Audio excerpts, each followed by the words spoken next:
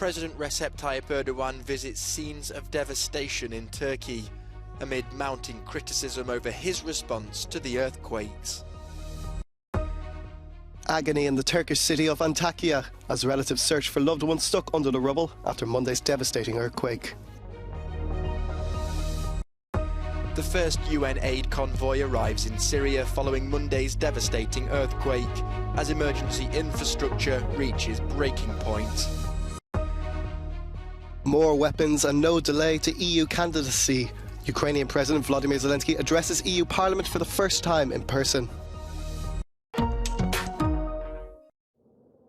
3 days after two devastating earthquakes laid waste to large swathes of his country, Turkish President Recep Tayyip Erdogan made a difficult visit to some of the worst-hit areas. Erdogan inspected an apocalyptic landscape, confirming the death toll had risen to nearly 17,000 and announcing new economic measures to help victims. Yapılacak olan hasar tespitle birlikte şu anda geçiş süreci için vatandaşlarımıza 10'ar bin lira nakdi yardım yapacağız ve bu nakdi yardımla bu geçiş sürecini en azından sıkıntıları biraz olsun hafifletmiş olalım istiyoruz.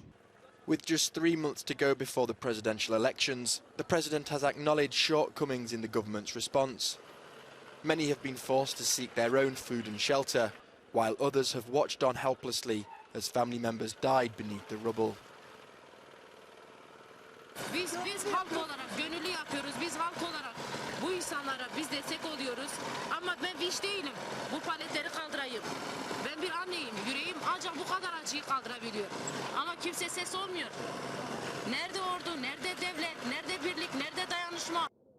Turkey's main opposition leader says government corruption in the construction industry has exacerbated the tragedy, accusing Erdogan of failing to enforce building standards. These are the first UN trucks carrying humanitarian aid to arrive in Syria following Monday's earthquake. The convoy crossed through the rebel-held Bab al-Hawa border, the only authorised aid route from Turkey. International sanctions against the Syrian government are making it difficult for more aid to arrive. Emergency response must not be politicised. We must instead focus on what is needed urgently to help men, women and children, those who we can still save, those whose lives are devastated by one of the most catastrophic earthquakes the region has seen about in a century. The death toll in Syria stands at over 3,000, but there are glimmers of hope, such as the rescue of this child in the northern town of Candiris. But emergency infrastructure is completely overwhelmed. There aren't enough rescue teams or hospitals to care for the wounded. Damascus says international sanctions are to blame. And after 12 years of war, millions here live in poverty and depend on international aid to survive.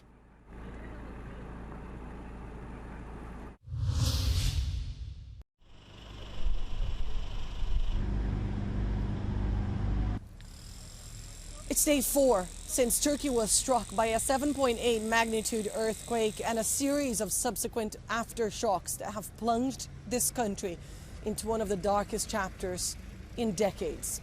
Many of the survivors left in this region are without shelter, electricity, running water, heating or fuel, and the World Health Organization is warning that an even bigger crisis could unfold. Many are now involved in the search and rescue efforts, and others are merely here waiting for a chance to get inside their destroyed apartments to retrieve something special or something important. We're waiting for news of their loved ones, also waiting to come to terms with what happened to them last Monday. It looks like the end of the world. And it is just that to most people here. Üçümüz sarıldık. Allah Allah demeye başladık. 5 defa Allah çıkmadı ağzımızdan.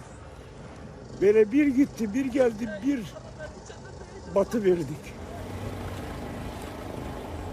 Bu polis oğlumun adı Hikmet dedim. Buradayım dedi. Sabret de yavrum dedim. Hanımın adı Şefka ama Gülom derdim, Gülom derdim. Şefkam dedim. Hiç ondan ses gelmedi.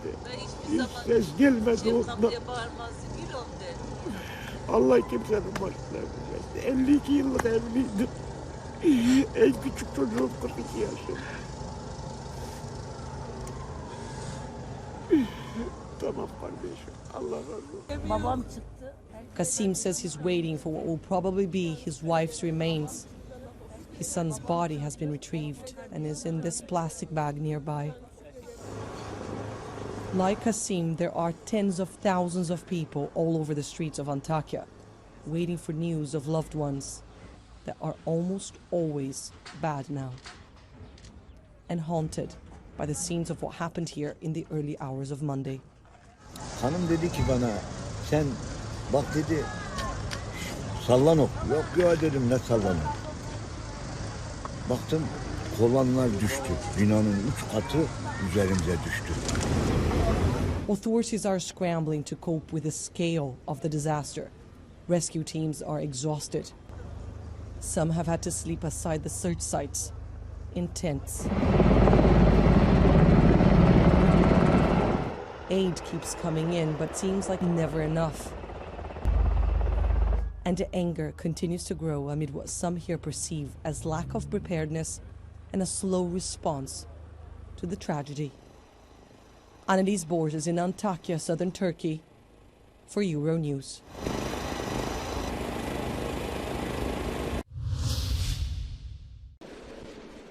It was expected to be a European summit devoted to migration and the economy. But the visit of Ukrainian President Volodymyr Zelenskyy stole the limelight on Thursday morning. And if EU leaders hadn't already shown their unwavering support for Kiev, this moment surely confirmed it beyond reasonable doubt. But Zelenskyy says his country needs more and more concrete solutions in terms of sanctions and also weapons. And that's what he told Euronews during Thursday's press conference. What would be your expectations from today's meeting? And I mean, is it just a high symbolism visit, or you expect to get some very concrete promises for fighter jets or other stuff by your EU counterparts? Я просто не маю права повертатись додому без результатів.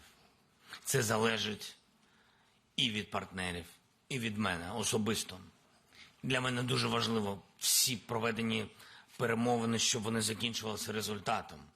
І навіть якщо зараз це звучить нахабно, але це не цинізм з мого боку, це прагматизм з мого боку, просто прагматика. Нам, щоб вижити, нам треба ця зброя.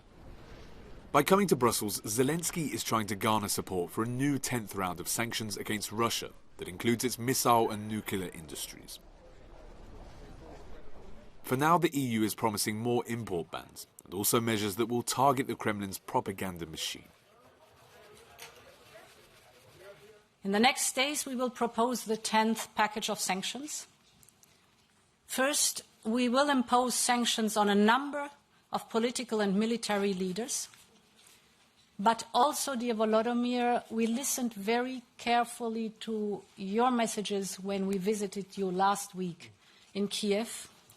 We will target Putin's propagandists because their lies are poisoning the public space in Russia and abroad. When it comes to further military support, Ukraine says the final decision rests with European governments.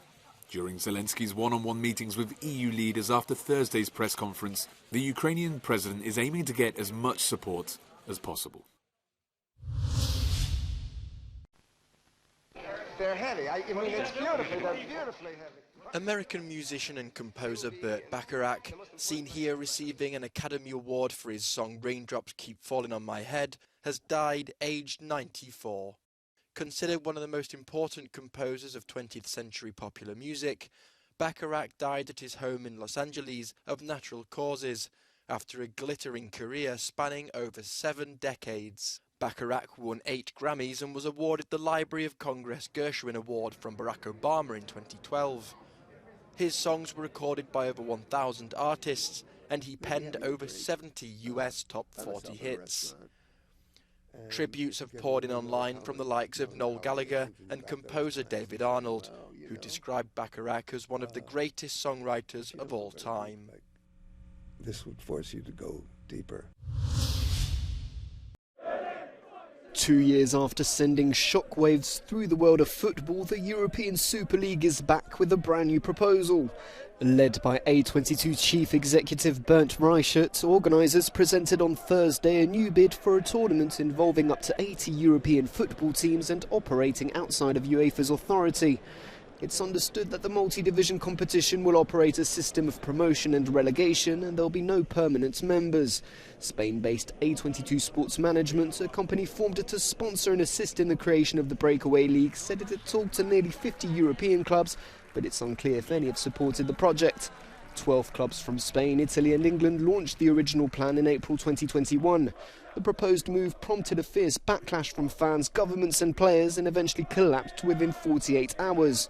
European heavyweights Manchester United, City, Liverpool, Chelsea, Tottenham, Arsenal, AC Milan, Inter and Atletico pulled out. Juventus, Barcelona and Real Madrid remained committed to the concept. In December, UEFA and FIFA received significant backing in their bid to block the creation of a Super League at the European Court of Justice in Luxembourg. A final ruling will be made by a 15-member Grand Chamber in spring.